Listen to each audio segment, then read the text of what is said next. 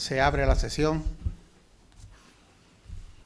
Ilustrísimo señor Secretario General de Honor de esta Real Academia de San Dionisio de Ciencias, Artes y Letras, excelentísimas, ilustrísimos señores académicos, dignísimas autoridades de nuestra ciudad, delegado de Economía, Hacienda y Patrimonio del Ayuntamiento de Jerez, presidente del Consejo Regulador del Jerez Cerecherry, representante del rector en el campus universitario Jerez de la Universidad de Cádiz, representante de las entidades benefactoras de esta Real Academia, Fundación Cajasol, Tebasa,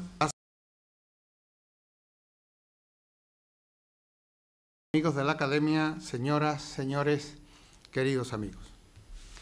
El pasado jueves, día 29 de febrero, el decano de la Facultad de Bellas Artes de la Universidad de Sevilla, doctor don Daniel Bilbao Peña, desarrollaba la segunda conferencia del ciclo sobre arte contemporáneo que desde hace bastantes años organiza con notable éxito el académico de número y vicepresidente de arte de esta Real Academia, ilustrísimo señor don Bernardo Palomo Pachón, bajo el título de la tradición académica a la actualidad contemporánea. Hoy nos complace recibir en nuestra academia al doctor don Fernando Martín Martín, catedrático de la Facultad de Historia del Arte de la Universidad de Sevilla, que desarrollará su conferencia que clausura este ciclo de arte contemporáneo bajo el título Picasso, la creación metamórfica. Para la perceptiva presentación de tan ilustre conferenciante, cedo la palabra al ilustrísimo señor don Bernardo Palomo Pachón. Tiene la palabra. Con permiso, señor presidente. Vamos a ver si soy capaz, porque no me he traído las gafas.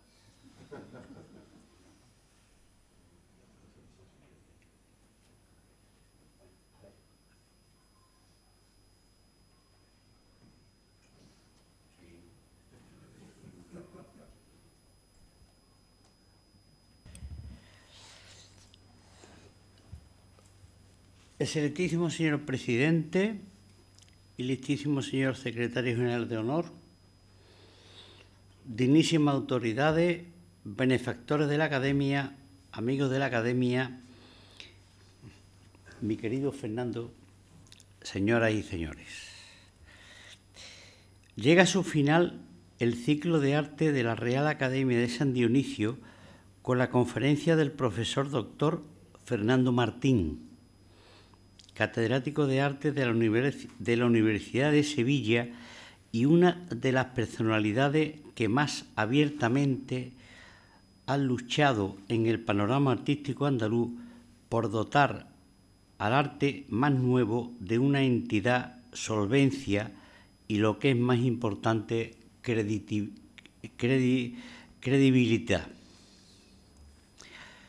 Los que me conocéis, los amables lectores de mis escritos sobre lo artístico, saben de mi dura batalla sobre algunos de los aspectos que tienen lugar en la plástica contemporánea.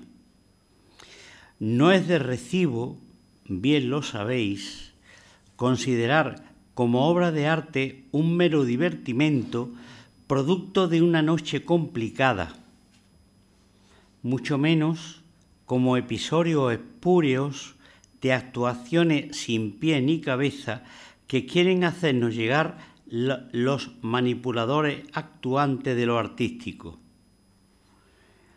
Equivocados directores de centros de arte, profesores sobre todo de estética con horizontes difuminados en rocambolescas noches de juerga, galeristas endiosados sin ideas, críticos estrellas sin lectores e incluso alocados creadores sin oficio ni beneficio. Ellos han creado desenlaces espurios de una nada inconsciente que quieren convertir en obra de arte un asunto de absolutos mínimos. La culpa de todo, ya lo he dicho en muchas ocasiones, la tuvo un genio de la comunicación. Del arte no estoy seguro, llamado Marcel Duchamp, cuando en 1917 crea una fuente urinario que después aquello ya todo fue distinto y metió a lo artístico y sus circunstancias en unos horizontes de esquivas circunstancias. Ideas más o menos felices, conceptos ilusionantes, cuando no ilusorios, han sido elevados a lo máximo de lo artístico sin una lógica correlación plástica. Performances teatrales con evidentes signos de manido erotismo o intervenciones espaciales donde lo burdo adquiere nueva categoría, han sido pontificadas y canonizadas como un arte nuevo digno del mayor elogio y de ser considerado auténticos dogmas de fe. Esta realidad es algo de lo que el profesor Martín Martín viene denunciando desde hace tiempo. Lo digo con voz fuerte. Él ha sido mi mentor en estas consideraciones como en otras tantas sobre el arte más nuevo. Y yo, que me he creído sus ideas a pie juntillas, las hago mías porque con ellas comulgo y con ellas estoy absolutamente de acuerdo. El arte debe ser otra cosa. Actuaciones felices con formulaciones basadas en unos criterios rigurosos donde continente y contenido tengan una correlación adecuada. El profesor Fernando Martín, mi amigo Fernando, me lo hizo ver, lo asimilé después de un meditado ejercicio de comprensión y de ello estoy seguro. Porque el profesor Martín Martín está al cabo de la calle de lo que acontece en el arte internacional. Porque desde un principio ha sabido cuáles eran los parámetros sociales, artísticos e identitarios del arte que se hace o que se hacía después de los sombríos panoramas en los que se encontraba el arte español después de la Guerra Civil. Por todo ello, ha dado carácter y entidad a la creación nueva y ha sabido abrir los horizontes a unos estudiantes y a muchos de sus profesores, tengámoslo en cuenta, que en la Facultad de Sevilla estaban muy desorientados. Dentro de un contexto general universitario, bastante de espalda a la creación más nueva. Allí, el doctor Fernando Martín encauzó a los jóvenes estudiantes por una realidad artística que estaba muy escorada hacia asuntos, diría yo que demasiados tradicionales. Él animó a varias generaciones a consumir arte, a ver exposiciones, a saber distinguir y sobre todo a amar lo artístico.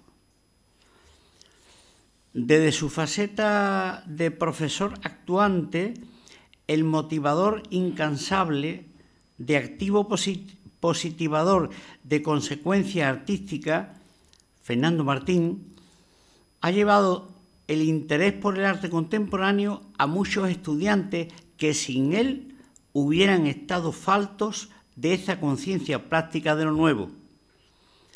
El profesor Martín Martín, como ya he dicho, es, a mí me da igual, catedrático de arte contemporáneo de la Universidad de Sevilla. Conmigo no lo fue y creo que con los demás tampoco. Habiendo dedicado básicamente su línea de investigación a esta disciplina, la del arte contemporáneo, así como a la museografía. Ha cursado estudios de cinematografía. Él me enseña a ver cine. Eso es importante, ¿no? En la escuela de esta misma área en Valladolid. Ha impartido la asignatura de Historia del Cine, Historia de Arte Contemporáneo y Museología o Diseño Contemporáneo, entre otras. Ha participado además en numerosos cursos que han tenido como tema principal las áreas del patrimonio y la museología. Completando su labor docente, ha dirigido 27 tesis. Yo quiero decir que el profesor Martín es el que más tesis de arte contemporáneo ha dirigido.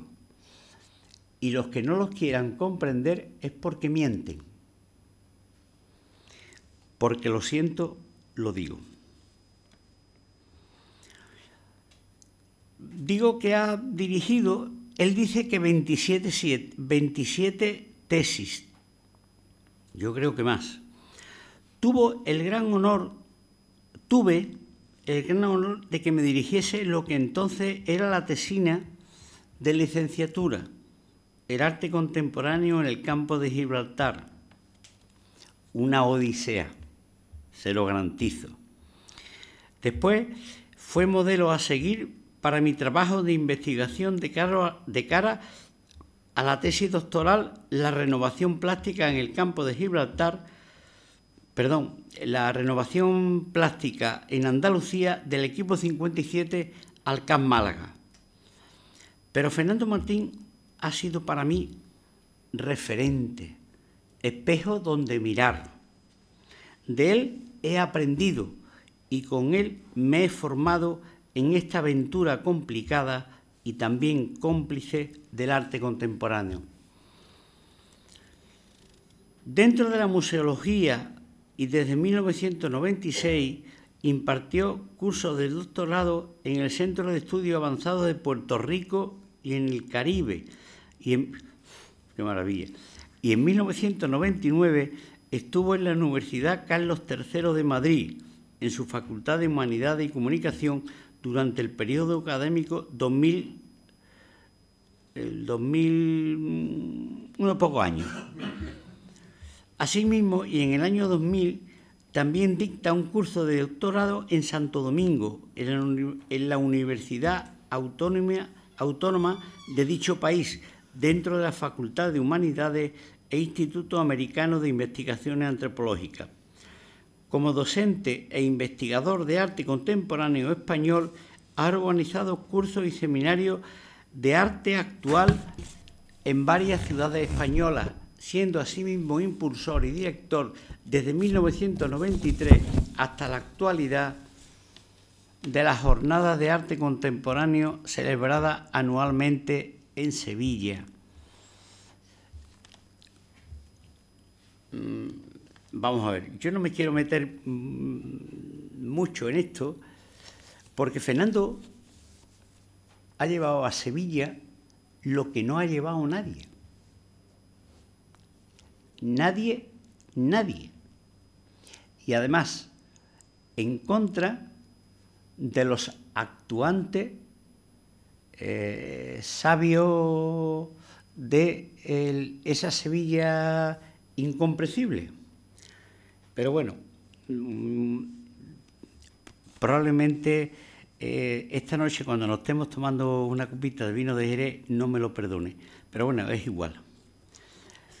Ha comisariado varias exposiciones, entre ellas, y lo quiero hacer constar, él ha sido el comisario de la exposición de nada más ni nada menos que de Remedios Varo, esa gran artista española que fue de lo más. Le tengo que decir que en España hay 2 cuadros de Remedios Varo. Uno está en el Reina Sofía y otro está afortunadamente en su casa.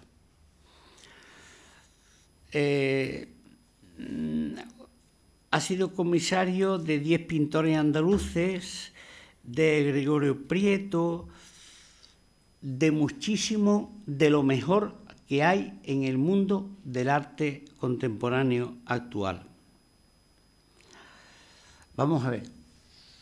Fernando Martín es mi amigo, por eso lo he traído aquí. Pero lo he traído aquí porque es una de las máximas personalidades que hay en el mundo del arte contemporáneo actual. ¿Y saben ustedes una cosa? Es una personalidad que no ha sido bien valorada en las instituciones decadentes de esta sociedad artística. Yo les puedo decir que Fernando Martín es una de las personalidades que más sabiamente pueden discernir lo que es el mundo del arte contemporáneo hoy. Lo que le estoy diciendo probablemente me lleve a que se enfade conmigo en un tiempo, pero me da igual. En su conferencia de hoy, con el título de Picasso, escultor, bueno, hay mucha gente que ha hablado de Picasso, mucha gente, y además de Picasso, escultor, sin saber lo que el gran Picasso hacía. El profesor Fernando Martín sí sabe de lo que habla. Pero bueno, tampoco quiero meterme en cosas que no... Señoras y señores, tengo el honor de presentar en esta dota corporación al profesor Fernando Martín, mi maestro y mi amigo. Muchas gracias.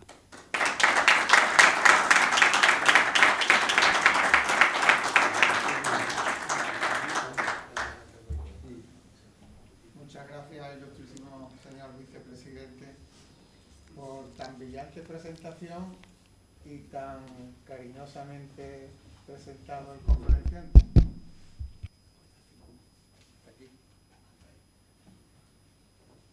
A continuación cedo la palabra al doctor don Fernando Martín, catedrático de la Facultad de Historia del Arte de la Universidad de Sevilla, que desarrollará el tema Picasso, la creación metamórfica.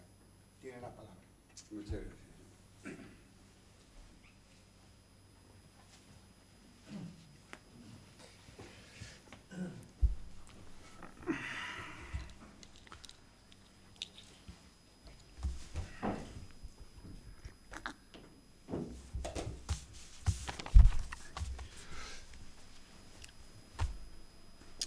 Bueno, antes de nada, buenas noches. Quiero agradecer muy vivamente a la Academia San Dionisio de haber tenido la deferencia de invitarme. Y, por supuesto, quiero agradecer la abrumadora, excesiva presentación que me ha hecho mi amigo Bernardo Palomo. Sin duda, uno de los grandes críticos que hay actualmente en España, que con su labor cotidiana informa, da su opinión sobre lo que acontece tanto en Andalucía como en otras partes. No tengo palabras para agradecer todos los elogios verdaderamente excesivos. De lo único que sí estoy de acuerdo es que tanto él como yo amamos el arte actual, un arte difícil y más en nuestros días, puesto que han cambiado muchos parámetros, muchas ideas, y sigue siendo hoy día el arte actual, que no hay que confundir con el vocábulo de moderno, algo de minorías. Y, por otra parte, la crítica muchas veces es la primera que entorpece, dado su lenguaje farragoso, su lenguaje poco comprensible, y evidentemente eso es un problema que hace que el arte nuestro, el de hoy día, el de 2024, pues siga siendo un arte para pocos. Hacen falta críticos que hablen, como Bernardo, de manera clara y comprensible. Esa claridad y comprensibilidad no tiene nada que ver con que no sea y no tenga un rigor académico y científico, sabiendo muy bien lo que está diciendo.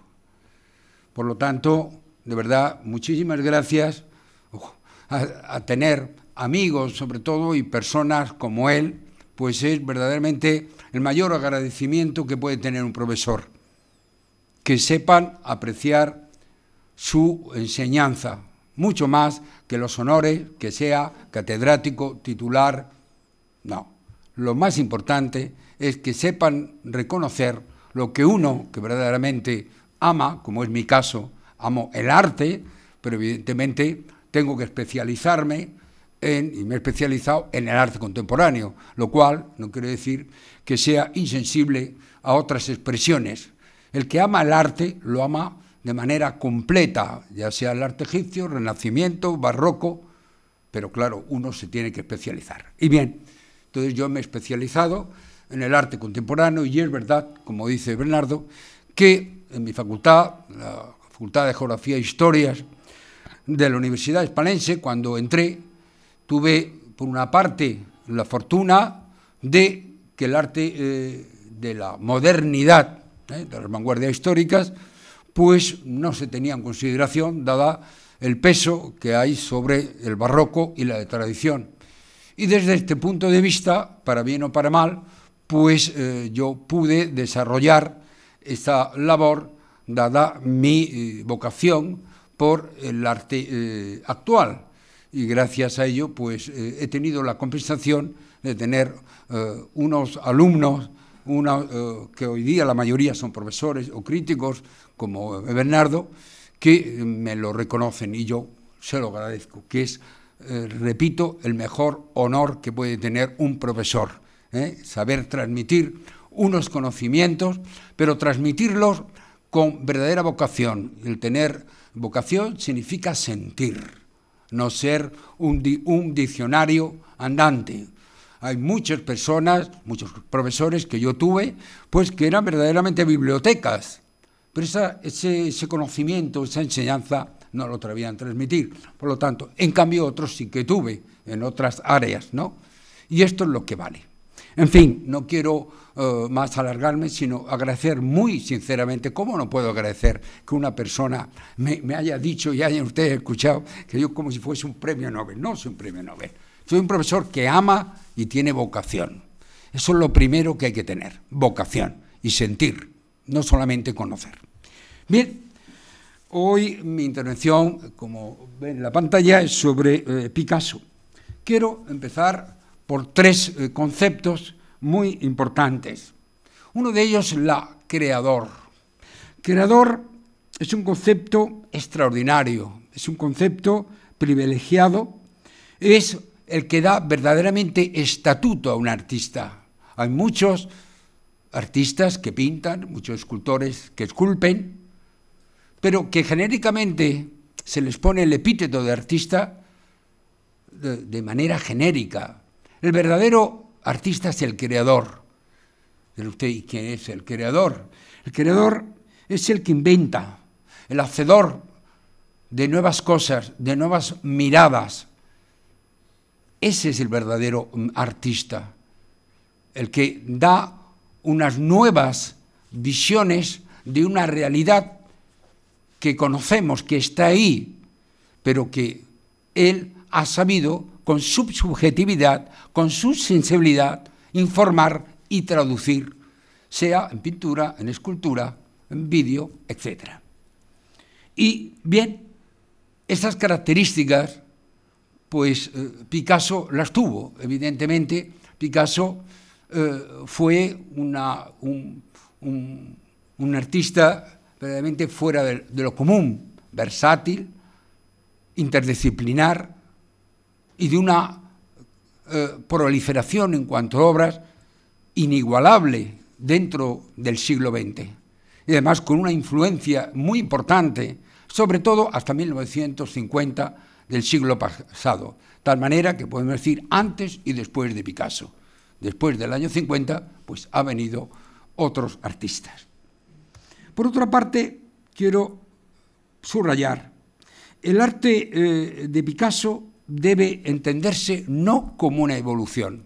Sentido de evolución está muy ligado al concepto historiográfico que en las universidades y en las escuelas pues se nos pone como un artista que tiene distintas etapas. Evidentemente que Picasso tuvo muchas etapas, pero su principal cualidad fue la investigación, la experimentación, de tal manera que independientemente del clásico aportación de Picasso cubista, Picasso en realidad es un artista de una tal creatividad, tal diversidad en todo, que verdaderamente es abrumador y único.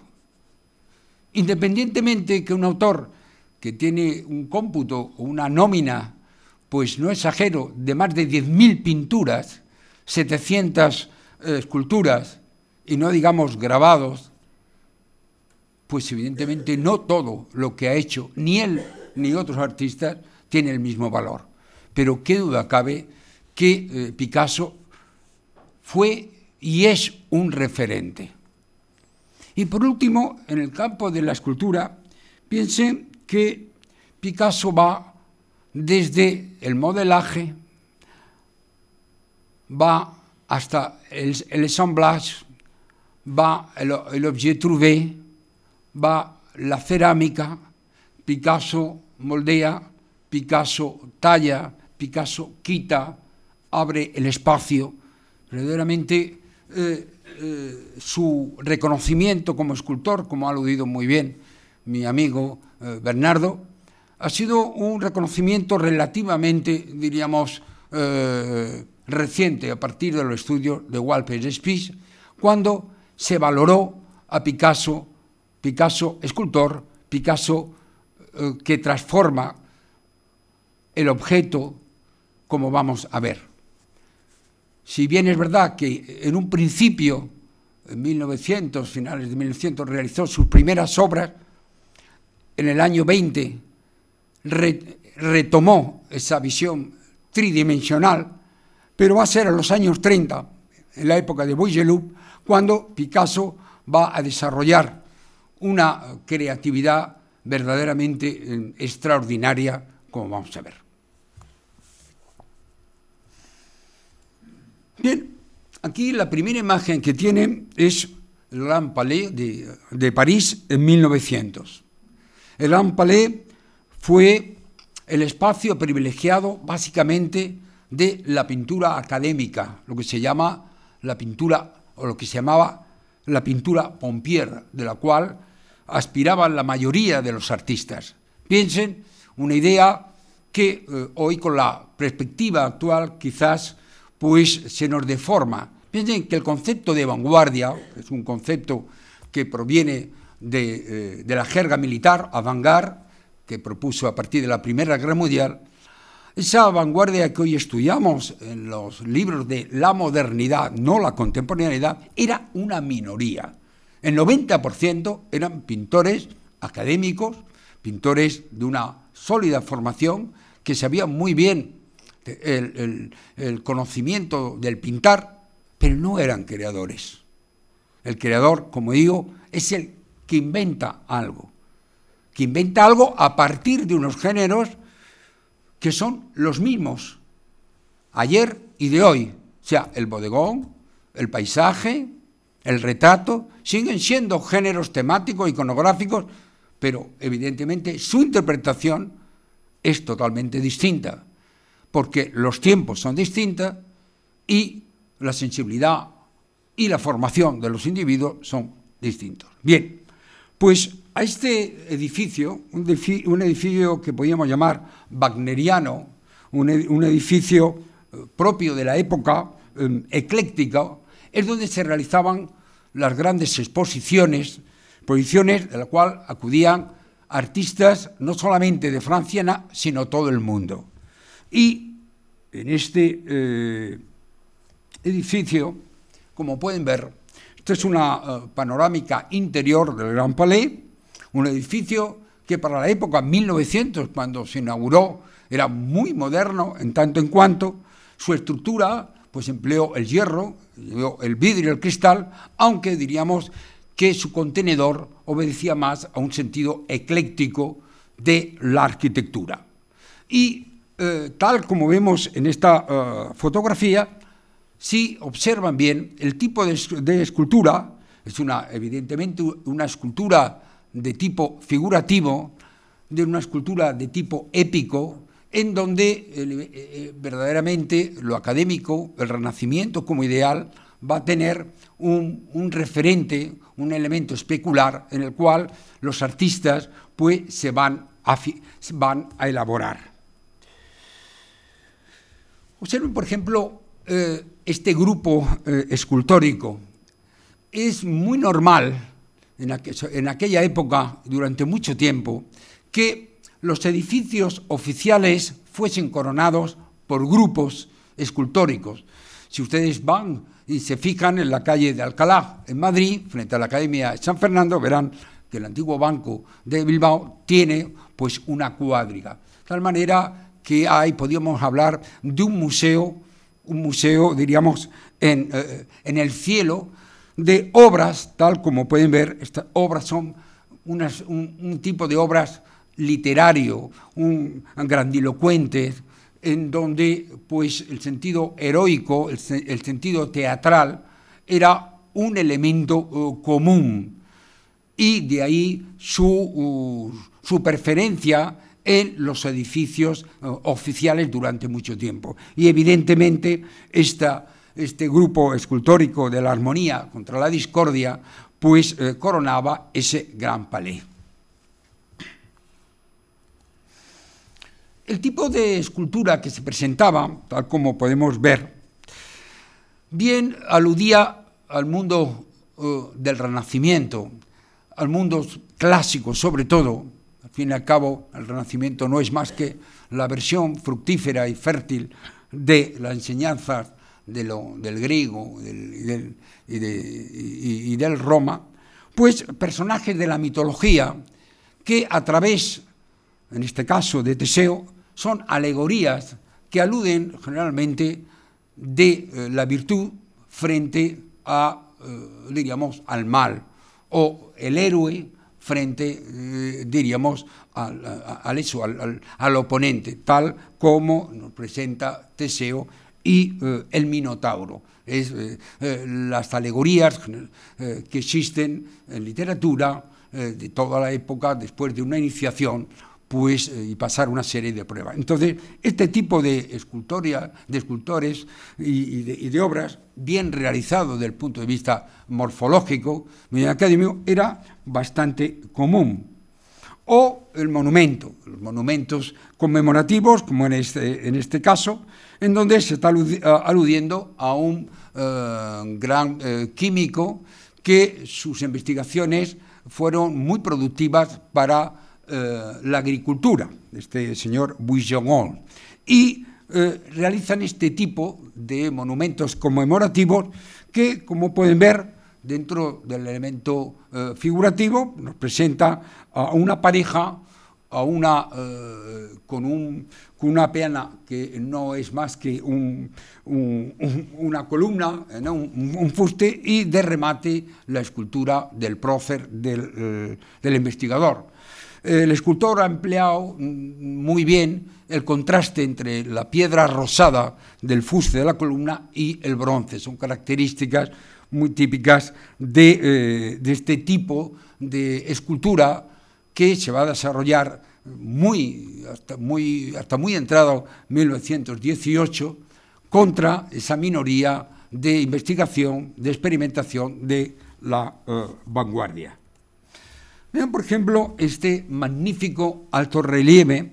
Este altorrelieve, Asesinato, es una alusión a la guerra franco-prusiana, en la cual pues, se está aludiendo a lo que es la guerra, el sentido que hay de maldad, de fratricidio, de angustia, y está muy bien expresado primero en ese estudio virtuoso, como pueden observar, de los relieves, una cantidad de rostros sumamente expresivos, declamativos, y desde el punto de vista de la composición hay lo que los manieristas llamaban la angustia espacial, porque en un espacio relativamente pequeño, fíjense la cantidad de figuras, de gestos, de músculos, de tal manera que sin duda alguna es una obra impactante.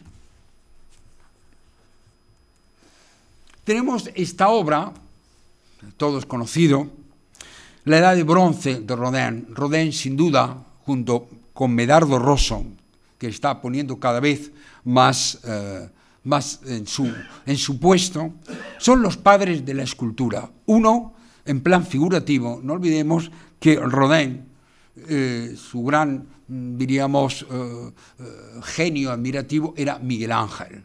Y sin duda, este gran escultor es el padre de la escultura moderna, en el sentido de que concibe la escultura no desde un punto de vista académico, sin que por ello vaya a renunciar a los estudios anatómicos. De tal manera que esta obra, que en realidad su segundo título le hace mucho más justicia, además conecta perfectamente con su ideología, es El despertar de la conciencia. Esta obra fue famosa porque no modeló en barro, sino que basándose en una figura, concretamente un soldado belga, pues directamente pues, sacó el modelo y lo esculpió.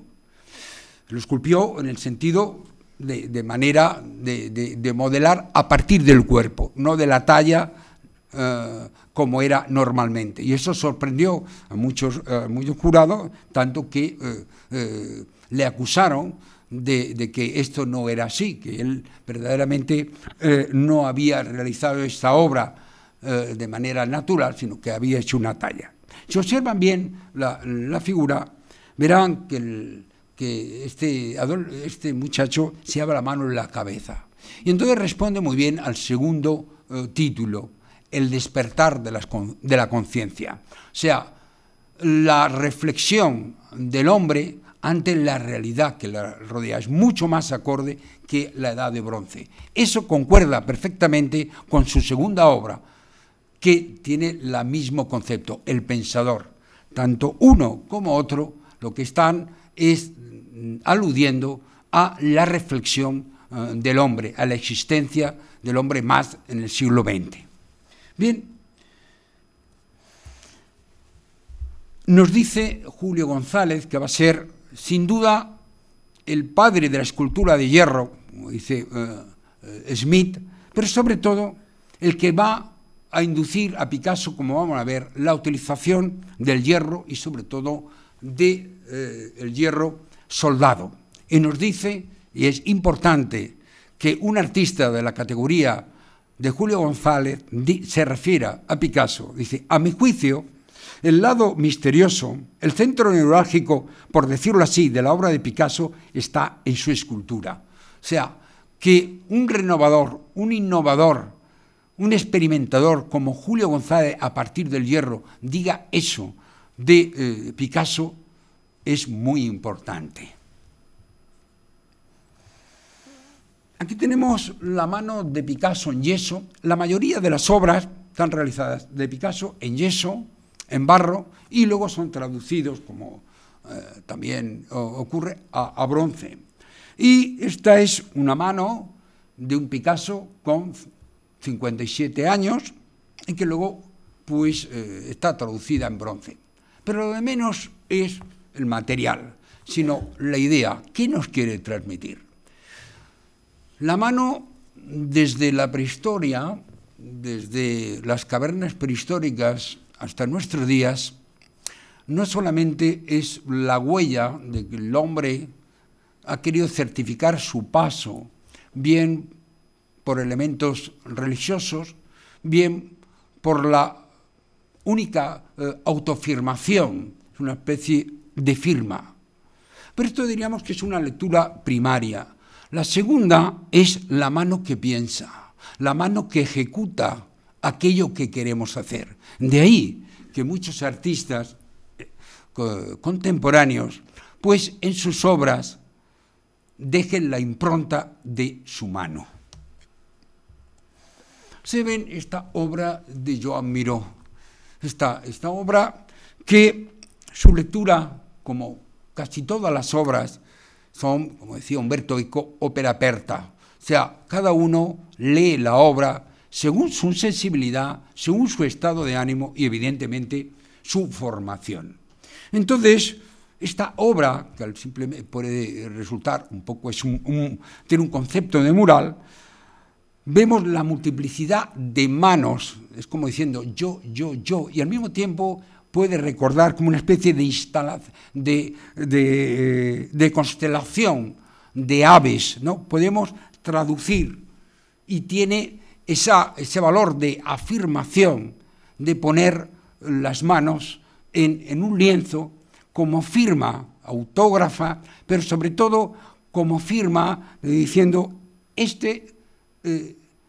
hago esto en este momento arbitrario y en este momento que a mí me implica, pues a través de un lienzo blanco, con estos chorreones que parecen y son arbitrarios, pero que la composición en conjunto, es como las famosas constelaciones de su estrella, resulta verdaderamente grato, por lo menos a mí, de ahí que lo he escogido. Y la mano la vemos también en Chillida. O sea, ¿por qué esa reiteración de la mano? Porque es la mano la que ejecuta el pensamiento. Y entonces el escultor vasco va a realizar una serie de dibujos con manos abiertas, manos cerradas, con esa imbricación personal. O, si nos tomamos esta obra verdaderamente mágica de Antoni Tàpies, en donde vemos dos signos que son bastante reiterativos en su obra. Primero, la cruz con mucho, porque los signos tienen un simbolismo diverso, polimorfo.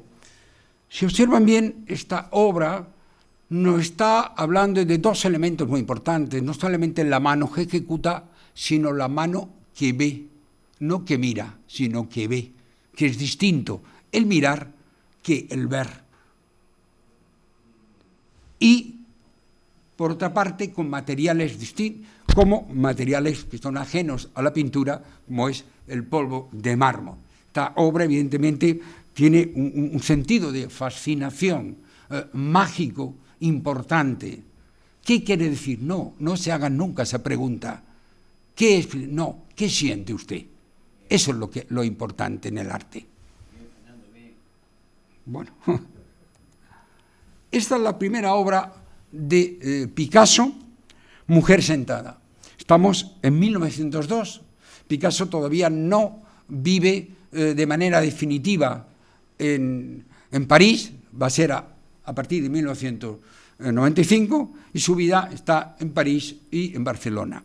Entonces realiza esta obra que tiene muchísimo que ver con la época azul, la época en donde sus personajes son menesterosos, son personas marginadas, prostitutas, pobres, que tiene toda una serie de influencias que va desde Ricardo Baroja, cuando estuvo en Madrid, muy pocos años, hasta Nonell.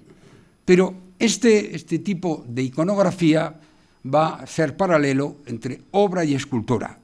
Si observan, verán que la concepción de esta escultura nada es académica, sino al contrario, es un concepto de masa, pero recoge muy bien la expresividad de esa mujer ensimismada dentro de esa soledad, de ahí que va toda la época azul, una época muy mala por parte de Picasso, de incomprensión. El Picasso, aunque a partir de la Primera Guerra Mundial, él y Matisse fueron los dos únicos artistas que tuvieron un reconocimiento en vida más temprano, no solamente es algo mítico y tópico cuando se habla de los artistas, hombre, el incomprendido Van Gogh, no, el incomprendido Van Gogh no, el incomprendido Matisse, el incomprendido Van Gogh, el incomprendido Sotin. La mayoría de esos artistas fueron, como he dicho, una minoría que no tuvieron el marchante, el galerista, que es lo que falta hoy día, que supieron ver cuando no estaban reconocidos. Ahora es muy fácil que el galerista acoja a un autor ya reconocido. El verdadero galerista es aquel que apuesta por algo que verdaderamente le gusta a él, no que ha oído que vale. Entonces, un Vollard, un Kahnweiler, son artistas de la vanguardia heroica que ninguno tenía una formación artística, eran vendedores de elementos como marcos, como lienzos, pinceles, pero que supieron ver y distinguir que había algo en una serie de artistas. Y en este caso, pues, Picasso tuvo la fortuna de tener sobre todo, aunque tuvo muchos, pero fue sobre todo Vollard y Kahnweiler sus dos grandes galeristas. Estas obras son de Medardo Rosso, una artista que han tenido la oportunidad de la Fundación Mafre Vida, se ha hecho una exposición. Como he dicho al principio, junto con Rodin, para mí, son los dos que abren un concepto nuevo de escultura. Observen que estas dos obras, impresión, cojan el adjetivo, el epíteto de impresión, son verdaderas traducciones del impresionismo, que en el caso de Medardo tuvo la valentía de querer traducir aquello que Baudelaire decía sobre lo transitorio, lo fugaz, lo efímero. Esos conceptos traducidos en esa impresión, de ahí que las obras parezcan veladas, sin terminar. Pero es que la idea de Medardo Rosso era precisamente eso, lo fugaz, lo transitorio y lo contingente, como decía Baudelaire. Y de ahí que estas obras sean verdaderamente revolucionarias, porque estamos hablando de 1906. Aquí tenemos dos obras de Picasso. Vean ustedes el paralelismo y la correspondencia iconográfica entre estos seres marginados, estas personas para nada protagonistas, a diferencia del cuadro histórico, como son el ciego. El ciego es uno de los temas que Picasso va a hacer, y realiza estas dos versiones, el cantor ciego, que si observan verán que es más una captación de expresión, la expresión de previamente un invidente que se gana la vida pues recitando, cantando. De ahí, sobre todo, la expresividad. No le importa el acabado, le importa la expresión. Y tiene una enorme relación con esta comida para ciego, que luego tendrá el famoso grabado, la comida frugal, en donde con las manos está palpando la jarra, ¿no? Es, diríamos, la mirada contra la persona, o mejor, hacia la persona que no puede ver. O sea, este tema hay que verlo desde ese punto. Y aquí tienen su famosa obra de El picador con la nariz rota. Bien, desde un punto de vista iconográfico, les he puesto El picador de 1900, ya saben, no les voy a repetir, que Picasso, desde su más tierna infancia, vaya la frase hecha, pues su padre le llevaba a los toros, y de ahí hasta el final, pues el sentido tauromaco, de la tauromaquia, ha sido persistente en Picasso. Es interesante que Picasso tiene 9 años y ya realiza esta composición sobre el picador. Pero más interesante sobre todo es la cabeza con un defecto, con una fisonomía física, pues teníamos dañada, con la nariz partida. ¿Por qué? Porque una vez más lo que quiere es ofrecer un punto de vista que nada tiene que ver con la belleza canónica, no pretende gustar, sino expresar. Y por otro lado, recoge la enseñanza de Rodin, cómo la luz es colaboradora, resbala y también, diríamos, entre comillas, pinta, de tal manera que según la posición del rostro, de esta suerte de máscara, vemos depresiones en la superficie, vemos una tectonidad verdaderamente extraordinaria en cuanto a obra se refiere. El Museo del Hombre, el museo famoso del Trocadero en 1900, era un museo antropológico y etnológico donde descubrió para muchos artistas el arte no occidental, no solamente el arte, como se suele decir, el arte de las tribus africanas, el arte negro, sino el arte oceánico, el arte aborigen, tal como pueden ver en esta fotografía. ¿Y qué les llama la atención a estos artistas que empiezan a ser influidos, pero al mismo tiempo a coleccionar? Picasso, Matisse, Derain, Blamic, la mayoría empieza a coleccionar tótem, máscaras, etc. ¿Qué es lo que verdaderamente les llama la atención? Les llama la atención lo que podríamos llamar un arte que no tiene nada que ver con la herencia occidental, un arte distinto, que tiene unas características totalmente reveladoras para el artista, en donde ve primero verdad, ve la forma de tallar de manera directa, ve que no se busca la belleza, puesto que todas estas figuras, todas esas máscaras que vemos en los museos etnológicos y antropológicos, piensen que son un arte vivo. O sea, lamentablemente no es un arte decorativo, es un arte que tiene una función. O sea, las máscaras como el tótem están lo más alejados de ese concepto del arte por el arte. No, es el arte propiciatorio, es un arte que está dentro de una ritualidad. Las máscaras no son elementos ornamentales, tienen un rito que apela a sus dioses, a sus creencias, a sus leyendas.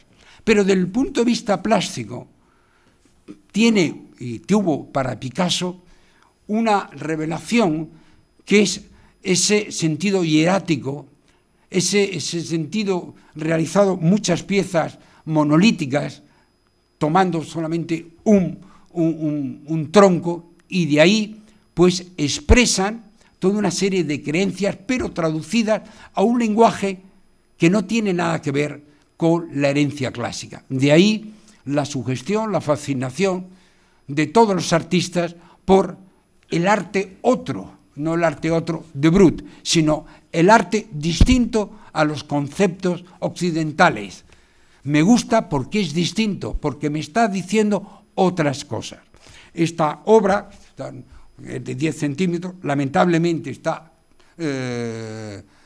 fundida en bronce, con lo cual pierde muchos de los objetos privados, objet trouvé de los artistas surrealistas o no. Al pasarlos en bronce pierden una frescura, una tectonidad, un elemento que solamente el objeto, con sus materiales diversos, nos lo dan. Bien, vemos aquí la fotografía de Picasso y vemos sus esculturas en su estudio, que evidentemente esa colección, esos elementos son auténticas lecciones que estimulan y evidentemente van a tener su traducción. Ser, por ejemplo, este espejo tallado en madera, en donde el tema es el desnudo, ya se está anunciando desde un punto de vista, diríamos, en cierto modo compositivo, no iconográfico, lo que luego va a ser la gran revolución son las señoritas de Aviñón. O sea, en un espacio tan pequeño, tallado con gubia, pues nos presenta este espejo, ¿no?, en donde ya aparecen estos tres temas que si observan verán que uno está, la figura del centro es de frente, la otra está medio cuarto y otra de perfil. Lo mismo que vamos a ver luego en las famosas señoritas de Aviñón. Tienen su escultura de una de sus primeras mujeres, Ferdinand Olivier, cabeza de mujer. Por supuesto, vemos ese paralelismo y esa lección, traducir el lenguaje cubista, el cubismo analítico, de afacetado, que luego, evidentemente, partiendo de lo que va a hacer Cézanne, piensen que si los impresionistas, como he dicho, que querían captar la impresión y esa fugacidad, son pintores de horas, que según el sol cambia, y que luego Cézanne va a solidificar. Cézanne solidificó el impresionismo con su pincelada, una pincelada constructiva. Eso lo tuvieron muy en cuenta Picasso y Juan Gris y Jacques Braque, y vean que el retrato de elemento genérico, puesto que no responde a la fisonomía de Ferdinand Leyer, es un pretexto, como muchísimas veces se hace, en donde vemos que la captación es a través de faceta, o sea, es una visión plural que depende de donde tú te sitúes, verás una parte de ese rostro distinto, en donde es la faceta, este elemento constructivo de simultaneidad, se rompe, sobre todo en la pintura, la perspectiva para darnos no lo que estás pintando, sino lo que sabes. Los pintores cubistas pintan no lo que ven, sino lo que saben. O cabeza de mujer, en donde evidentemente ya vemos un reflejo de las máscaras africanas, su sentido sintético y esquemático, en donde solamente nos ofrece un primer plano, el plano del rostro, en donde, repito, la luz va a ser un componente muy importante en la escultura. Siempre lo ha sido, igual que la escala y el lugar donde se ubica. Y este rostro, que ven que son un elemento esquemático, con esos ojos almendrados, evidentemente tiene una correspondencia con esa cabeza máscara, que no es más que uno de los elementos primordiales de lo que va a ser luego esa obra seminal de las señoritas de Aviñón. Vean esta obra revolucionaria porque, en primer lugar, emplea unos materiales que son ajenos a lo tradicional. Coge un formato a manera de tondo, coge una rejilla y el borde, a la manera de perfil o moldura, una cuerda. Y el tema que nos presenta es el tema que vamos a ver en el cubismo, básicamente. Y ese tema, como vamos a ver, no es más que la referencia próxima del objeto que tiene en el estudio. ¿Y qué tienen los artistas en aquella época? Picasso, Bateau Lavoir, por ejemplo, Monet. Pues básicamente verán que en los cuadros aparece la copa, la pipa, el periódico, el journal. pues son los elementos pretexto donde ofrecen esta visión simultánea y rompen el concepto de bodegón como vanitas o como bodegón que estimula el placer de la comida. Hay dos tipos de bodegón: el bodegón de vanitas como reflexión de lo efímero, o el bodegón que se ponía en los grandes comedores, que estimula, ¿no?, ante la visión. Aquí el bodegón no es más que un pretexto, pero la traducción es distinta. Podemos hablar, dice, ¿cómo dice esto? ¿Es escultura? Sí, lo que antes un término que ahora ya está en desfase, pero yo me acuerdo que en los años 70 algunos críticos hablaban de escultupintura, esa simbiosis que, bueno, en la actualidad hoy no se puede hablar de algo puro, sino el eclecticismo, lo híbrido, es una de las constantes del arte actual. El pintor puede hoy pintar de manera figurativa y mañana abstracto, puede hacer una instalación, puede hacer un vídeo, el artista está abierto. O esta obra verdaderamente revolucionaria, que es una composición en donde Picasso recoge un guante y una serie de elementos encontrados, y toda la composición está realizada en arena. Podríamos hablar de un alto relieve en donde parte, por supuesto, de la idea del objet trouvé, el objeto encontrado, que va a ser uno de los elementos que Picasso, de manera un tanto lúdica, pero experimental, va a realizar con más frecuencia. Observen bien esta obra porque es muy interesante. Fíjense lo que les he dicho. La mano izquierda, el estudio que tenía Picasso en el Boulevard Raspail, ¿qué es lo que estamos viendo? Pues estamos viendo lo que les he dicho antes, una mesa con una pipa, con una pequeña taza. Son elementos iconográficos que van a aparecer en el cuadro. Pero lo más interesante es lo del fondo. El fondo, Picasso ha pintado, ha iniciado una figuración dentro del cubismo más sintético, más analítico, pero le ha resultado insuficiente. Y entonces, con papel recortable, hace que esa figura bidimensional adquiera la categoría de tridimensional. O sea, algo que en una película que lamentablemente pues Picasso muy difícil de ver porque nunca se llegó a montar, se llamaba el asesinato de Carlos Coray, ¿no?, la que mató a Marat. Picasso recoge esta experimentación en donde con recortables pues crea unos relieves, una especie de trampaltojo, pero que su inicio está aquí, ¿no? Y, por supuesto, el elemento de la guitarra, por sus formas, por su generosidad, podríamos decir, volumétrica, pues va a dar muchas versiones, tanto en cartón recortado, como en metal. Y, evidentemente, lo que nos está ofreciendo, tanto en un lado como en el otro, no es la guitarra frontalmente, sino también parte de atrás, porque, repito, están pintando lo que saben y quieren dar, diríamos, un elemento de totalidad al objeto.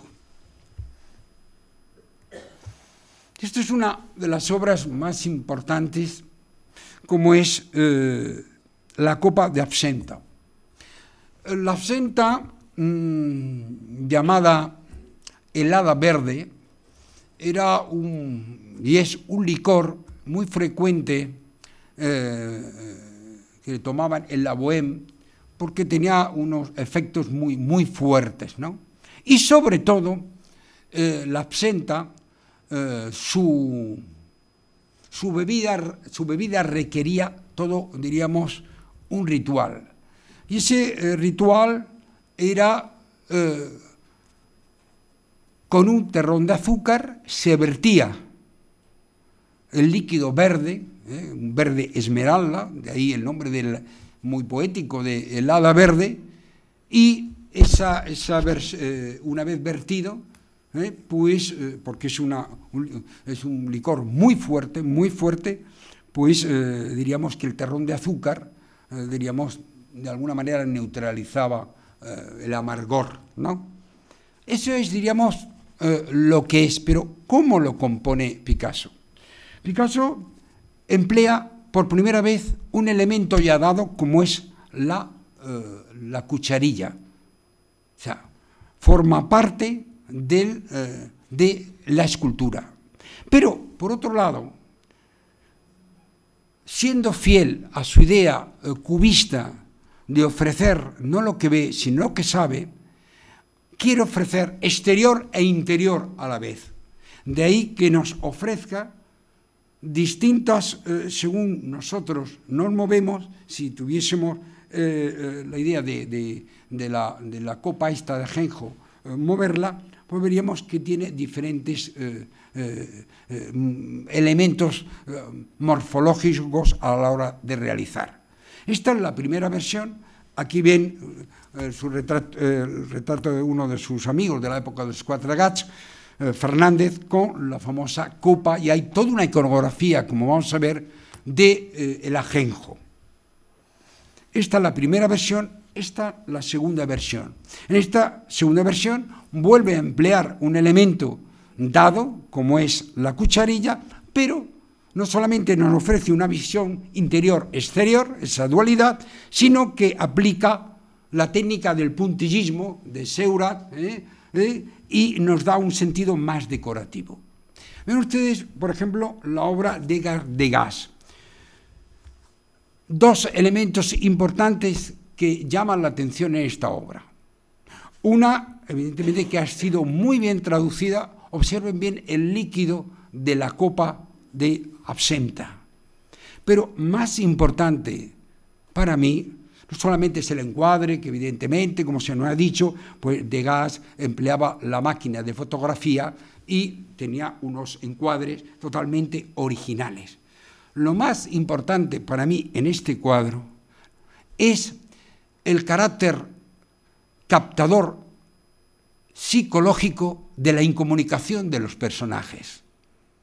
Si observan, son dos personas, como muchas veces podemos observar en restaurantes, en bar, que están los dos juntos pero no se hablan. Están cada uno ensimismados. Y esa captación del pintor, no sé si la otra es su modelo, es verdaderamente documental, porque desde un punto de vista psicológico recoge un estado, el estado un tanto de solipismo, ¿no? Y, por otro lado, refuerza la idea del vaso de ajenjo. Algo que los futuristas, que el Boccioni, también realizan, con el sentido de simultaneidad, aquí como un bodegón completo, en donde quieren ofrecernos interior-exterior, además con una fuerza, como si fuese una espiral de movimiento. Observa lo que dice. Para mí no existe ni pasado ni futuro en el arte. Cambio no significa evolución, lo que les he dicho al principio. Cuando un artista cambia de modo de expresión, quiere decir que ha cambiado de manera de pensar, sin que sepamos si es para bien o para mal. El artista generalmente no sabe el resultado. Es lo que se ha dicho, el pánico del escritor de la hoja en blanco o el pintor frente al lienzo. No se sabe lo que va a pintar la mayoría de las veces, sobre todo cuando no hay boceto ni una idea previa. Deja expresar. Pues Picasso aquí lo refleja de una manera muy bien.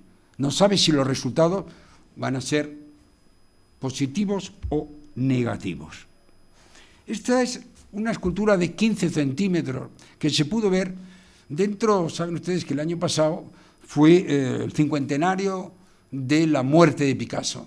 Sin duda la mejor exposición que se realizó en España fue la que hubo en el Museo Picasso de Málaga, que luego se trasladó al Guggenheim con alguna pieza exclusivamente, monográficamente, sobre la escultura. De tal manera que de una manera antológica y selectiva te daba una visión bastante completa de Picasso, escultor, que, como he dicho al principio, es la faceta menos conocida porque siempre se ha presentado de manera fragmentaria. Esta obra de 15 centímetros, evidentemente la imagen, como toda imagen, nos traiciona la realidad. Es una obra, primero, que en su principio esta especie de trípode eran pinceles y al pasarlo ya a bronce cambió. Hay una superposición de planos que se juega además con los perfiles, de tal manera que ofrece un espacio entre un primer perfil, un primer recorte y el segundo. O está lo que llama Walter Spieth escultura enciclopédica. ¿En qué sentido? Porque Picasso realiza verdaderos ensamblajes. O sea, coge objetos, aquí como pueden ver, son el tema de cabeza, el título son lo de menos. Muchas veces, y en el caso de Picasso, la mayoría de los títulos nunca lo ha puesto él. Lo han puesto sus galeristas. Por ejemplo, el famoso Las señoritas d'Avignon, basado en el burdel del Carret d'Avignon de Barcelona, pues lo que se llamaba en principio, según su amigo, el poeta Max Jacob, era el burdel filosófico. Fue posteriormente el título. Entonces, que los títulos son más referenciales, sobre todo para distinguir de una obra de otra. Entonces, coge aquí dos espumaderos, los junta y forma esta esfera, y con unos elementos metálicos nos da una visión diríamos, de una cabeza, pero cabeza en el sentido, diríamos, metafórico, no literal. O sea, no busquemos un reflejo de un retrato, busquemos lo que significa de innovación, lo que he dicho antes, de una mirada fértil, ¿no?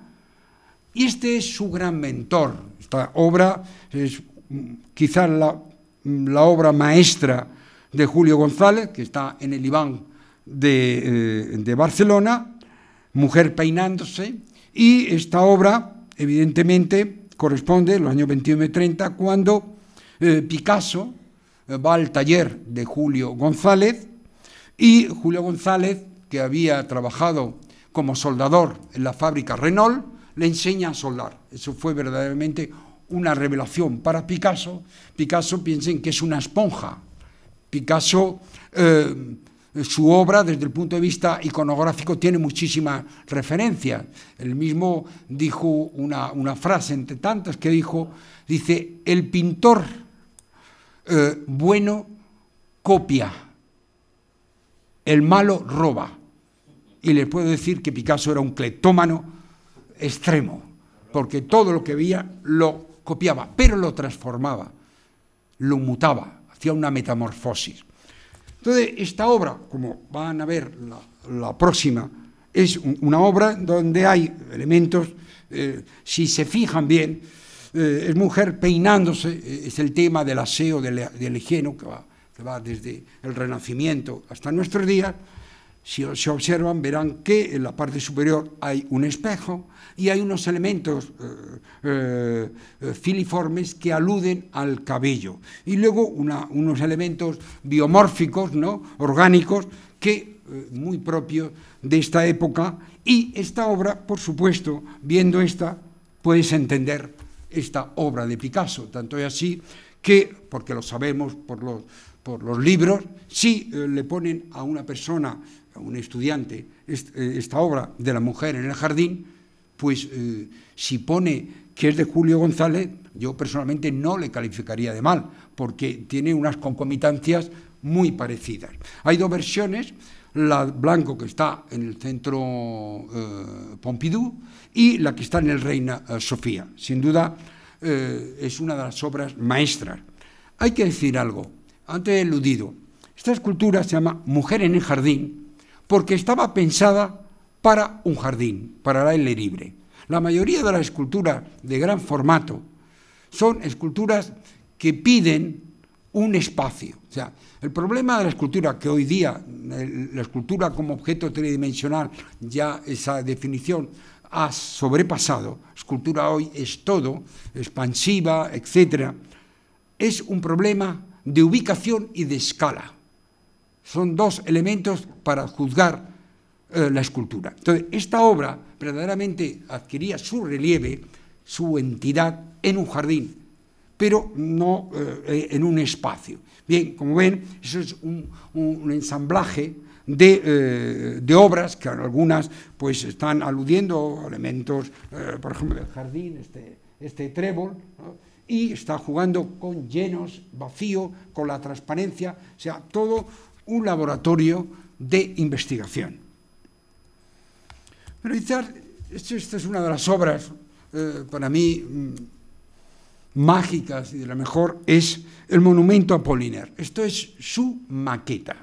Miren ustedes que Picasso, desde que llega a París, tiene la enorme suerte de relacionarse en el Bateau Lavoir con poetas, con escritores, Apollinaire, Mas Jacob, luego con Reverdy, Paul Éluard, o sea, toda una serie de artistas, como era Montmartre, que tenían en común una sensibilidad nueva, que sabían comprender muy bien lo que hacía el pintor, y el pintor sabía muy bien comprender lo que escribía, pues Apollinaire o Mas Jacob, por ser dos de los poetas que en la época de París, de los primeros años, van a tener una enorme influencia. La génesis de esta obra, que solamente está la maqueta, pero que luego veremos muchos años atrás, se puso a escala, está basada en un texto de Apollinaire que se llama El poeta asesinado. Y en ella nos dice, entre otras cosas, que la amante, no voy a decir el nombre, creo que es Thérèse, del poeta, el poeta que es asesinado, le dice a un escultor que en el libro del El poeta asesinado aparece como el pájaro Benin. El pájaro Benin no es más que Picasso. Le dice, aunque ella le ha engañado y ha propiciado el asesinato de su amante poeta, le dice al pájaro Benin, o sea, a Picasso, que él lo recoja. Dice, ¿cómo vas a hacer la escultura? ¿En madera? ¿En mármol? ¿En bronce? Y entonces Picasso, o sea, el texto de Apollinaire, le dice, voy a hacer una escultura del aire, de nada, de la gloria.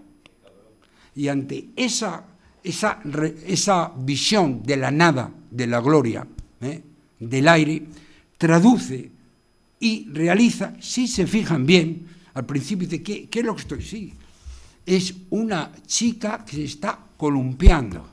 Si lo observan, ven aquí su rostro, el balance de la cuerda del columpio. Pero emplea, primero vemos un sentido de transparencia, de fragilidad y sobre todo lo que podemos llamar la escultura filiforme, que va a tener una enorme importancia, como vamos a ver, ¿no? Entonces, esta obra que él nunca llegó a verla realizada porque fue un encargo de los amigos de Apollinaire, que le hicieron a Picasso, del mismo modo, como vamos a ver, los amigos de la escuela literaria a Rodin le encargaron la obra de Balzac, que no gustó. Cuando Picasso presentó a la Asociación de Amigos de Apollinaire esta obra, evidentemente fue rechazada. Y han sido muchos años después cuando en el MoMA pues cobró realidad. Pero insisto, esta obra, si piensan, donde verdaderamente adquiere su poder, sería en una explanada libre, ¿no? Con este muro de mármol en el jardín que tiene el MoMA. Y pongo al lado el monumento a Balzac porque fue uno de los grandes fracasos, ya saben, cuando presentó esta obra Rodin a la asociación, pues lo mejor que le dijeron que era un saco de carbón. Y además esto está mal, porque Rodin por primera vez suprimió la peana. O sea, esto lo han puesto, diríamos, desvirtuando el concepto de la escultura desde el principio. Pero evidentemente nada al concepto literario y académico de un literario como Balzac, realizarlo de una manera totalmente esquemática, a grandes rasgos y además con una gran fuerza en el rostro, que es la fuerza de la creatividad y de literatura. Y aquí la transparencia, ¿no? Realmente estupendo, la idea de, observen bien, traducir la nada, la gloria y el aire. ¿Cómo lo puedo hacer? Pues lo hace así, o como Giacometti, el gran Giacometti, al realizar esta obra de es una obra totalmente surrealista, es como si fuese una escenografía para el teatro del absurdo, de un Beckett, ¿no? De un Ionesco, de un Fernando Arrabal, realiza esta escenografía totalmente insólita, ¿no? Eso es como muy bien para la figura de Esperando a Godot, ¿no? En donde mezcla elementos, como esta especie de elemento de prehistórico, igual que este animal también prehistórico, esta especie de maniquí muy a la manera de Giorgio de Chirico, pero crea, diríamos, unas transparencias, un sentido teatral verdaderamente, donde lo filiforme, la estructura como mínima, pues crean todo una atmósfera, pero una atmósfera muy discursiva, no cerrada, no hermética, ¿no? Y por eso, pues quizás pone el sentido onírico a las 4 de la mañana. Pero previene todo del onírico y sobre todo esta. Señores, Calder, para mí es el gran escultor, porque, miren, desde la más lejana antigüedad, pasando por esa maravilla que es la victoria de Samotracia, el escultor siempre ha querido reflejar el movimiento, la vida, fuera de lo inerte, pero nadie lo ha logrado. Ha representado muy bien. Van al Louvre, ven la maravilla de la victoria de Samotracia, pero representa, no hay movimiento. En cambio, de una manera tan poética como Calder, a través del aire, a través de algo tan sutil, tan impalpable como es el movimiento, va creando como si fuesen notas musicales, como un pentagrama, donde el pentagrama es el espacio. O sea, fue el primer escultor que dio movimiento a la escultura. Ese sí, no basándose como al principio hizo con elementos mecánicos, ¿no? Como si fuese un autómata, hasta que descubrió el móvil. Hay que decir que Calder era un ingeniero, su abuelo también, y que esto que aparentemente, y hoy hay muchos móviles no estables, es muy difícil porque hay que saber las compensaciones. Es un auténtico dibujo en el aire, pero para saber muy bien los contrapesos es difícil. Y el resultado, sobre todo, requiere un espacio amplio. Los móviles, cuando hubo la exposición en el Guggenheim de Bilbao, en el gran vestíbulo, pues eran verdaderamente extraordinarios porque era un movimiento muy pausado y tú verdaderamente gozas, ¿no?, de este equilibrio. O en esta exposición en junio, en el Guggenheim, esta artista alemana, pero que tuvo que huir por ser judía, y desarrolló toda su vida una exposición, las reticulares, Gego, en donde, por supuesto, lo filiforme, también la transparencia, la posibilidad de cambiar y ofrecer nuevos aspectos, también todo deriva, tiene como antecedente ese monumento de Apollinaire. Le Château de Bougeloup es un castillo que en el año 30 Picasso alquiló muchísimos estudios, tuvo muchos estudios, y en la etapa de toda la década de los años 30, como he dicho al principio, fue una etapa sumamente fértil en escultura. Y esa etapa hay que unirla a su unión con María Teresa Walker. Picasso, como saben, tuvo muchas parejas sentimentales a lo largo de su vida, Y hay un reflejo, tanto es así que ha habido libros de Picasso y sus mujeres, pero desde el punto de vista cómo esa mujer se refleja iconográficamente, y eso es evidente. No me estoy refiriendo, diríamos, al carácter de dominio o dejo de dominio, y además no me importa en absoluto, ni nos debe importar. Una cosa es la obra y otra la persona. Yo no juzgo a la persona, juzgo la obra. Entonces, a María Teresa Walker, que la conoció con 17 años en el metro, cuando frente a los almacenes Lafayette, y él tenía 45, fue durante muchísimo tiempo su modelo.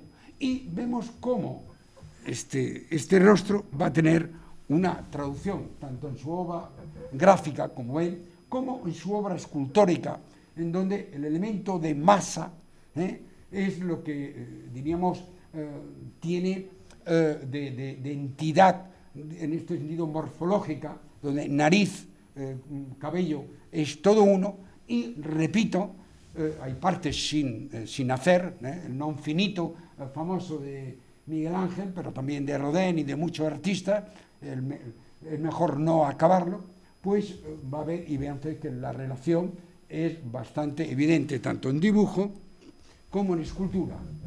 Y lo mismo que esta cabeza. Ven ustedes que las texturas son muy importantes. Esto está realizado en cemento, no es yeso. Y esto es la traducción en bronce. Y vean que según el lado, pues aquí hay, pues, por supuesto, una énfasis en el apéndice nasal que le da mucha expresividad, y dependiendo, está hecho todo no por piezas, como vamos a ver, sino de una manera primero en masa y luego ya traducida. Sería, por ejemplo, muy interesante, porque claro, el rostro da una visión distinta a esto, pero lo más interesante es el ojo, esa incisión que a mí me recuerda a los ojos de los grabados de los relieves egipcios, ¿no?, de los jeroglíficos. Tiene una enorme expresividad de estas mujeres, donde lo importante, diríamos, es esas formas que vamos a ver, que luego se va a traducir, por ejemplo, la presentación del famoso Pabellón de la República, en donde la vemos aquí, pero es del año 34, las esculturas, 34, pero Picasso, a la hora de presentar su colaboración en el pabellón, no solamente hizo el Guernica, sino puso una serie de obras, y una de estas es la Partiendo de Cabeza de Mujer. En la actualidad está en el Museo de Antibes, y sobre todo, bueno, aquí la tiene, su fotografía del Pabellón de la República, y en el piso segundo de ese pabellón realiza estas dos figuras, que ven ustedes como la diferencia entre una. Si observamos aquí este busto, dentro de lo que cabe, es una obra donde hay, diríamos, por lo menos una mayor voluntad, entre comillas, de perfección, entre comillas, de no retrato, no reflejar, pero sí vemos los rasgos fisionómicos, los ojos, las pupilas, los labios, el sentido oval del rostro, los pechos. En cambio, aquí diríamos que su imagen es mucho más grotesca, empezando que no hay ese esmero, entre comillas, sino es simplemente un elemento vasto y unos rostros saltones, en donde lo que le importa, como he dicho al principio, no es la belleza. Y aquí sí que tenemos la obra realizada expresiva, de manera expresa, para el pabellón, que es la dama oferente que vamos a ver. La dama oferente está en la fotografía del pabellón del año 37. Es una obra que nos sugiere, o me sugiere, como si nos retrotrayéramos a un pasado. Yo lo asocio con aquellos ídolos sumerios, aquellos elementos, diríamos, de dioses primigenios, que tenían más devotivo y de ritual que otra cosa, en donde Picasso nos ofrece esta mujer que ofrece, ¿no?, y que evidentemente hay una relación, como vamos a ver, iconográfica. Esta es, diríamos, fotografía del año 37, esta es su elaboración, y que además es muy propio de Picasso. Si ahora veremos la terminación, la pueden ver en la Reina Sofía, pues el otro brazo no es que no lo hiciese, es que se le caería y ya lo dejó, porque no le importa, ¿no? Y ofrece, digamos, esa suerte de encofrado hasta que aparece aquí, está la maqueta, se llama la Reina Sofía, verán que estaba aquí, está aquí, que estaba la cabeza de mujer, aquí la Montserrat, la maravillosa obra de Alberto Sánchez, El pueblo español tiene un camino, una estrella que se perdió, lo que hay en la Reina Sofía es una copia, y la dama oferente que estaba aquí, y aquí la tienen en la Reina Sofía. Repito, es mi parecer, que esta obra estaría mucho mejor en el exterior y no en el interior. Pero han querido, diríamos, recrear con el Guernica las obras, el contexto del famoso pabellón. Ven ustedes, por ejemplo, esta mano totalmente desmesurada que está ofreciendo. Bien, es lo mismo que estamos viendo aquí. Lo que ocurre es que aquí es un quinqué, luz frente a las tinieblas, frente a la bestialidad. En cambio, diríamos que en esta versión es mucho más amable, ¿no? Es oferente, ¿no? O sea, la iconografía guarda unos paralelismos.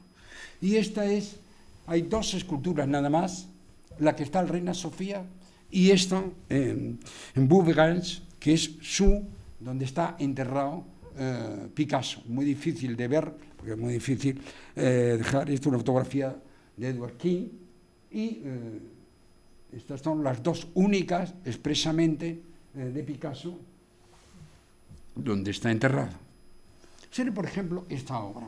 Aquí, una vez más, observe, bañista. ¿Qué tiene esto de bañista? Absolutamente nada. Esto es un título totalmente gratuito y aleatorio, pero piensen que Picasso era un erotómano extremo. Entonces, si ven ustedes, esto es una serie de elementos biomórficos, donde hay pecho, donde hay falo, o sea, toda una serie de elementos eróticos bastante explícitos que en este dibujo aluden a la figura del hermafrodita, esta obra que está en el Museo del Prado, ¿no? Ven ustedes cómo la hora de, como he dicho al principio, él deforma a partir de una idea, y lo que le interesa es darnos una visión totalmente distinta. O aquí lo mismo, metamorfosis, o sea, son obras que están como si se estirasen, obras donde lo que hay que ver es cómo morfológicamente es una especie de elemento antropomorfo que no sabemos si es una gestación que se está desarrollando o no, pero nos da una imagen inédita de un personaje, vamos a llamarlo personaje, y evidentemente él no ha para nada ha querido agradar ni gustar, él lo que ha querido es experimentar. Observen esto, es una obra muy interesante. Se coge la iconografía famosa de la mujer en el sillón, que lo ha empleado Matisse. Ya saben ustedes que Matisse decía que los cuadros es un lenitivo para el descanso espiritual y sobre todo la belleza. Entonces, la mujer del sillón aquí se va a petrificar. Entonces, con distintos elementos que tienen mucho de biomorfismo, de elemento que está desarrollándose, ofrece estas dos visiones, una desde el punto de vista pictórico y otra desde el punto de vista escultórico como elementos de añadido. O esta visión, fíjense lo que hace Picasso, bañista tendida. Coge la iconografía de la más que todos pueden tener, de la famosa no la Olimpia de Manet, sino sobre todo la maja de Goya. No en el sentido de copia, sino posición. O sea, los brazos detrás de la nuca, la mujer también oferente, explícita en su sensualidad. Y a partir de esa idea, pues conforma. Es muy interesante la fotografía de Brassens porque opone esa mirada de una figura clásica mirando a ese desarrollo de este sentido de mujer.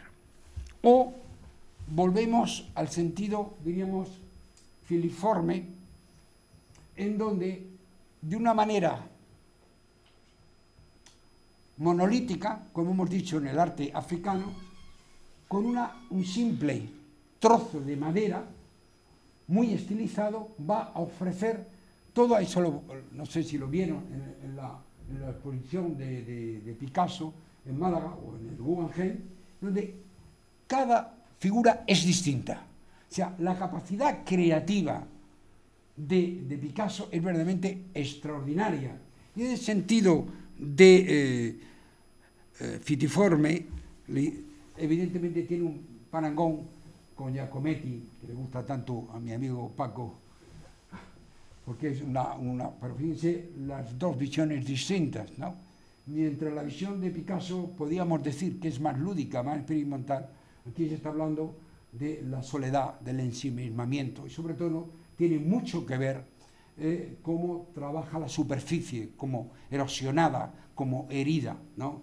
Y representa como nadie Giacometti esa soledad del hombre actual. O esto, que son traducciones de madera a bronce y pierden su verticalidad. Está muy bien la museografía, lo montaron, y lo mismo, con trozos de madera, de manera aleatoria, nos va formando toda una serie de personajes distintos que, si observamos cada uno de detalle, ven ustedes la creatividad tan enorme por parte de Picasso, que a mí me recuerdan, al ver esto, me recuerdan mucho a los postes ferroviarios, ¿no? Pero esto me recuerda a mí. O estamos otra vez en lo que he dicho de Walter Spiegel, escultura enciclopédica. O sea, son elementos, repito, que el problema es que están fundidos en bronce, pero esto es una hoja original, esto es un pequeño recipiente, una esfera, esto es un molde de una magdalena, y va creando a partir de esas superposiciones que realiza, como aquí, ¿no? Se ve que es una idea que él quería, lo mismo que hemos visto en Apollinaire, la niña en la comba, que la niña sí en el columpio, él quería hacer una escultura en el aire también. Y entonces aquí, esta obra, que no son más que dos cestos, dos zapatos cogidos al azar, él decía, yo soy un trapero, porque él cogía, tenía una especie de, si hay fotografías del estudio, es una especie de síndrome de Diógenes, pero con esos objetos empleaba bien con juguetes, como este coche, realizaba toda esta forma de inventiva. O el famoso El hombre de cordero, iconográficamente, por supuesto, estamos dentro del moscóforo, pero lo realizó en plena Segunda Guerra Mundial. Es de las pocas obras que han llegado a ser obras públicas, está en la plaza de Vallauris, y que alude más a la fraternidad, al hombre del cordero, hombre con el sacrificio, pero con un sentido, diríamos, de fraternidad, ¿no? Y el yeso está en el Reina Sofía, el bronce está en Vallauris, y se basta recortar los cuadros para hacer esculturas en colores. No son más que indicaciones de proyectos diferentes, de plano individuales. Una vez recortados, se mostrarán siguiendo las directrices que da cada color y que nos hallaremos en presencia de una escultura. Efectivamente, eso tiene su traducción en este tipo de obras. Él recorta en cartón y luego unos habilidosos artesanos lo realizan en metal. Realiza una suerte de papirofilia, una papiroflexia, pero en metal. Entonces, este recortable, pues igual que esta simultaneidad de perfil de frente que hereda del cubismo, pero sobre todo tenemos que recordar a Matisse, que Matisse decía: yo hago escultura con las tijeras, y evidentemente él recortaba y realizaba estos collages, ¿no? Pero hacía esculturas de esto del álbum del jazz, que son collages por una parte, pero, como él decía, yo esculpo con las tijeras. O esta obra, que si vemos en su detalle, tiene bastante complejidad, porque es una madre con un niño, es una papiroflexia, pero en blanco. O esta obra, por último, esta es la maqueta de una especie de simio, una especie de mujer en metal. Insisto, él recorta y luego lo artesano, pero quien la llevó a su escala fue en Chicago este artista, en donde también necesita mucho más espacio, ¿no? Y sus lecturas pues, son múltiples, ¿no? Uno recuerda una cabeza de mandril, otro, como hay estas distancias de elementos filiformes, como es toda totalmente chapa, y, cómo no, la versión que blanda de Oldenburg, con un sentido irónico, ya se ve que la flacidez, la inconsistencia, es uno de los elementos característicos de este artista sueco, ¿no? Oldenburg, y entonces hace un homenaje, un guiño, una reinterpretación, hoy diremos muy de manera cursiva, muy relectura, o sea, los eufemismos, y es, bueno, un homenaje, pero cómo reinterpreta la obra de Picasso. Y por último, para terminar, la cerámica. La cerámica, él hizo más de 3.000 obras en el famoso taller de Vallauris. No es algo menor, no es artesanía, es de una creatividad verdaderamente asombrosa. Por supuesto, dentro de la multiplicidad de piezas cerámicas, hay algunas mejores y otras peores. Pero a mí lo que verdaderamente llama la atención, por ejemplo, este plato relieve, que aprovecha como excusa el redondel como una plaza de toros, es un relieve verdaderamente extraordinario, ¿no? La ductilidad que tiene, la manera de haber manejado, y esto sí que lo ha hecho él. Luego los hornos y el cocido se lo hicieron, pero después de la posguerra, en la Costa Azul, en Vallauris, pues se aficionó y realizó estas obras verdaderamente que son sorprendentes por la cantidad de formas, ¿no? Es una especie de vajilla, no vasos griegos, pero sí lo que llama la atención desde un principio, y por eso Picasso es único, es creatividad. Creatividad como invención, como hacedor de formas, como investigar continuamente. Y eso es lo que le da este carácter de Pablo Picasso único. Muchas gracias.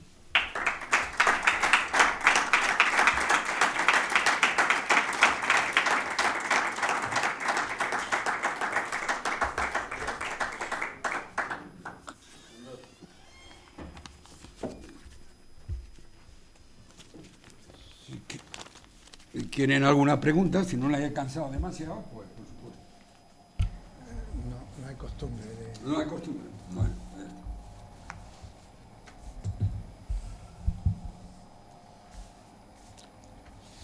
pues muchas gracias, profesor, por tan detallada, brillante y documentada exposición.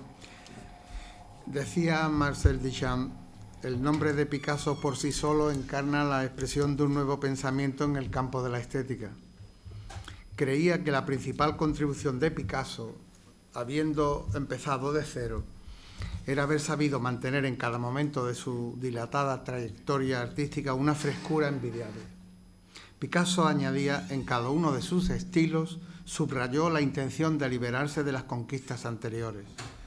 Una de las diferencias más importantes entre Picasso y la mayoría de sus contemporáneos es que hasta el día de hoy nunca ha dado ningún signo de debilidad o repetición en su flujo ininterrumpido de obras maestras.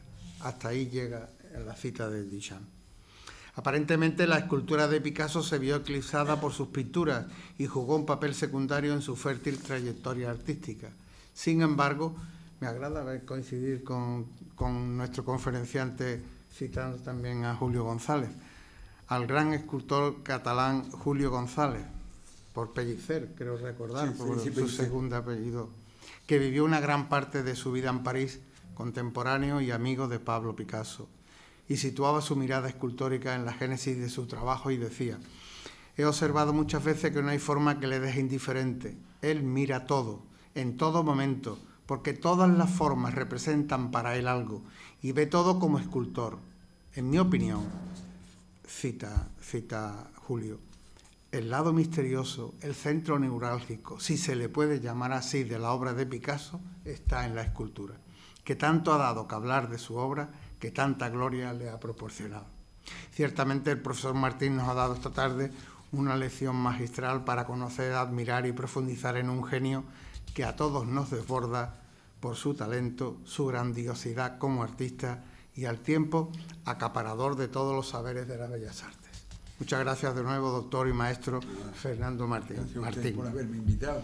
Muchas gracias igualmente a las autoridades que nos acompañan, a los benefactores y amigos de la Academia y a todos los que hoy nos honran con su presencia, y les emplazo para el día de mañana, miércoles, día 6 del presente mes de marzo, para asistir con motivo del centenario del nacimiento de quien fuera primer obispo de la diócesis asidonense jerezana, a la mesa redonda Vida y obra del primer obispo de Jerez, dedicada a Monseñor don Rafael Bellido Caro, académico de honor de esta Real Academia, en la que intervendrá don Antonio Soto Peña, miembro del Secretariado Gitano, doña Covadonga Traverso, viuda de Rodríguez Carrión, y don Ernesto Cervilla Lozano, decano del Ilustre Colegio Farmacéutico de la provincia de Cádiz.